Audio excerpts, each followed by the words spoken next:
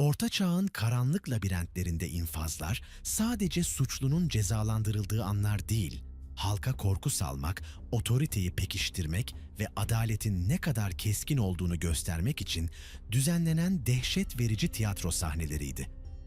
Cellat ise bu sahnelerin başrolünde bir insan değil, bir korku aracı olarak yer alırdı. Bu dönemde infaz yöntemleri sadece hayatı sona erdirmeyi değil, ruhu ve bedeni mümkün olan en acı verici şekilde birbirinden koparmayı hedeflerdi. İşte tarihin sayfalarından silinmeyen, cellatların bile aklını kaçırmasına neden olan o 10 korkunç infazın öyküsü. 13. François Ravaillac, parçalanan bir kral katili. 1610 yılının Mayıs ayında Paris sokakları Fransa Kralı Artful, Henry'nin suikastçısı François Ravaillac'ın infazına tanıklık etmek için toplanan binlerce insanla doluydu. Ravaillac, kralı halkın içinde bıçaklayarak öldürmüş, bu da monarşiye karşı işlenen en büyük günahlardan biri kabul edilmişti. İnfazı krallığın bildiği en acımasız yöntemle gerçekleştirilecekti. 2 gün boyunca işkence gören Ravaillac'ın vücudundan kızgın kıskaçlarla et parçaları koparıldı. Ardından kralı öldürdüğü sağ eli yanan kükürtle yok edildi. Ancak asıl dehşet anı 4 atın getirilmesiyle başladı. 4 ayrı yöne koşan atlar adamın kollarını ve bacaklarını gövdesinden ayırmak üzere gerildi. Kaslar koptu, kemikler gıcırdadı ancak vücut bir süre direndi. Sonunda ıslak ve boğuk bir sesle vücudu parçalara ayrıldı. Fransız yetkililer sadece onu öldürmekle kalmadı. İsmini kayıtlardan sildi, evini yıktı ve ailesini sürgün etti. Amaç hatırasını tamamen yeryüzünden silmekti. 1581 yılında Neumarkt'ta halk arasında şeytan kasabı olarak bilinen Peter Neers'ın sonu geldi. Neers bir hırsız, büyücü ve hatta yamyam olarak ün salmıştı. İtiraf ettiğine göre 20 yıl boyunca 544 cinayet işlemişti.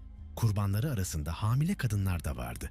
Doğmamış bebeklerin kalplerini büyü yapmak için kullandığı söyleniyordu. İnfazı için seçilen yöntem tekerleğe vurulmaydı. İnfaz alanında toplanan kalabalık, celladın demir çubukla onun kemiklerini kırmasını izledi. Tam 42 darbe boyunca Neers'ın uzuvları birer birer parçalandı. Kemikleri kuru odun gibi çatırdayan adam her darbede kalabalığın sayımıyla dehşete düştü. Sonunda grotesk bir şekilde arkaya doğru bükülmüş vücudu bir tekerleğe bağlanarak sergilenmeye bırakıldı. Bu, Kutsal Roma İmparatorluğu'nda adaletin sadece görülmesi değil, aynı zamanda toplum hafızasına kazınması için uygulanan bir yasaydı. 1431 yılında Rouen Meydanı'nda henüz 19 yaşında bir genç kız olan Jeanne d'Arc, kendisini bir zamanlar kutsayan adamların karşısında dik duruyordu. Orlean bakiresi orduları yönetmiş ve krallar taç giydirmişti. Ancak şimdi sesler duyduğu gerekçesiyle kafirlik ve büyücülükle suçlanıyordu. Kilise için bu bir küfür, halk içinse bir mucizeydi. Cellat odun yığınını tutuşturduğunda Jean sadece bir haç istedi. Bir asker 2 dal parçasını birleştirerek ona uzattı. Alevler bedenini sarmaya başladığında sesi ateşin çatırtıları arasında kaybolana kadar İsa diye haykırdı. Ölen sadece onun bedeniydi. Bu infaz onu ölümsüzleştirdi. Küllerinden onu yok etmek isteyenlerin bile engelleyemeyeceği bir azize efsanesi doğdu. 1514 yılında Macar asıllı asilzade György Dossa, köylülerin baskıya karşı başlattığı devasa bir isyanın lideriydi. İsyan bastırıldığında soylular ona öyle bir ceza hazırladı ki bu her türlü savaş meydanından daha korkunçtu. Dossa, kızgın demirden bir tahtın üzerine oturtuldu. Başına kor halindeki demirden bir taç geçirildi ve eline yanan bir asa verildi. Bu, talep ettiği krallığın kanlı bir parodisiydi. Tanıklara göre Dossa, eti yanarken bile dik durmaya çalıştı. Ancak dehşet burada bitmedi. Onun aç bırakılmış yandaşları zorla getirilerek liderlerinin vücudundan parça koparıp yemeye zorlandılar. Dossa yok edildi ama ismi zulme karşı direnişin sarsılmaz bir sembolü olarak tarihe geçti. 1205 yılının Ağustos ayında Londra'nın Smithfield Meydanı hınca hınç doluydu. İskoçya'nın bağımsızlık savaşçısı William Wallace, atların arkasında çamurlar içinde sürüklenerek infaz yerine getirildi. Kral Ay Edward'a asla sadakat yemini etmemiş olsa da vatan hainliğiyle suçlanıyordu. İnfazı döneminin en aşağılayıcı yöntemiyle yapıldı. Önce asıldı ancak ölmesine izin verilmeden indirildi. Ardından cellat karnını yararak bağırsaklarını dışarı çıkardı ve Wallace'ın gözleri önünde yaktı. Sonunda baltayla kafası kesildi ve vücudu 4 parçaya ayrılarak İngiltere'nin dört bir yanına gönderildi. Londra Köprüsü'nde sergilenen başı bir korku işaretiydi.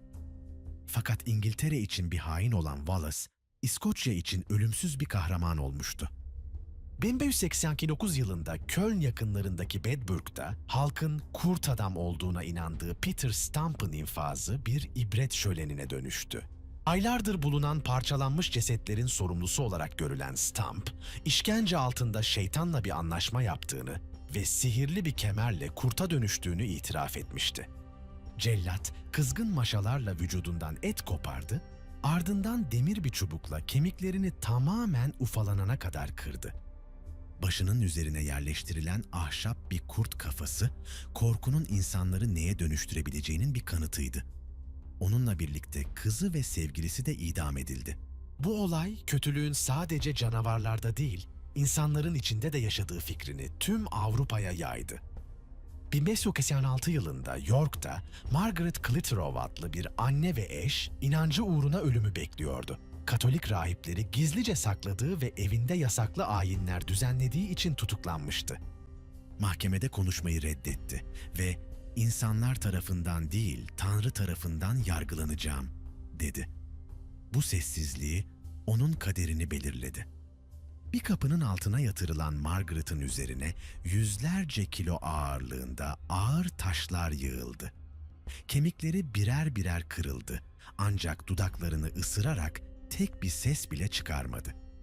15 dakika süren bu korkunç baskı sonucu hayatını kaybetti. Yıllar sonra kilise tarafından azize ilan edilerek tarihteki yerini aldı. 1531 Londra'sında Smithfield pazarı alışılmışın dışında bir dehşete sahne oldu.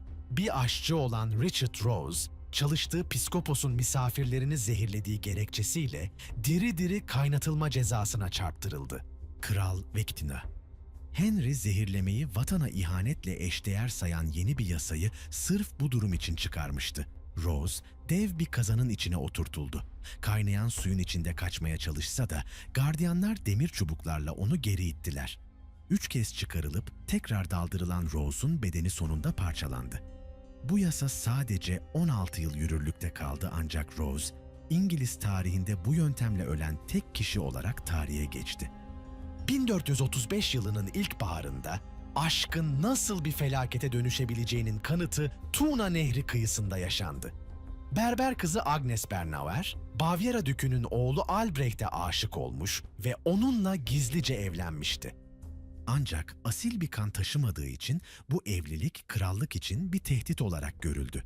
Albrecht'in babası Agnes'in büyücü olduğunu iddia ederek onun infaz emrini verdi. Agnes bir tahta parçasına bağlanarak Tuna Nehri'nin soğuk sularına atıldı. Akıntı onu yutarken kıyıda sadece askerler ve onun son duaları vardı. Bir kadının aşkı siyasi çıkarlar uğruna nehrin sularında boğulmuştu. 1415 yılında Konstanz'da Praglı rahip Jan Hus, kilisenin yolsuzluklarını eleştirdiği için ölüme mahkum edildi. Kendisine verilen güvenli geçiş sözüne rağmen tutuklanan Hus, başına şeytan resimleri çizilmiş bir kağıt külah takılarak yakılmaya götürüldü. Ateş harlanırken Hus, Çekçe ilahiler söylemeye başladı. Sesi dumanlar arasında kesilse de sözleri sönmedi. Külleri anısını yok etmek için Ren Nehri'ne savruldu. Ancak bu infaz, 100 yılın en kanlı dini ayaklanmalarından biri olan Husit savaşlarını başlattı. Kilise bir adamı susturmuştu ama bir ulusun kalbindeki özgürlük ateşini yakmıştı. Bu infazlar, Orta Çağ'ın karanlık yüzünü ve insanın insana uygulayabileceği vahşetin sınırlarını gösteren tarihin kanlı mühürleridir. Her bir ölüm, fiziksel bir sondan ziyade yüzyıllar boyunca yankılanacak fikirlerin ve efsanelerin başlangıcı olmuştur.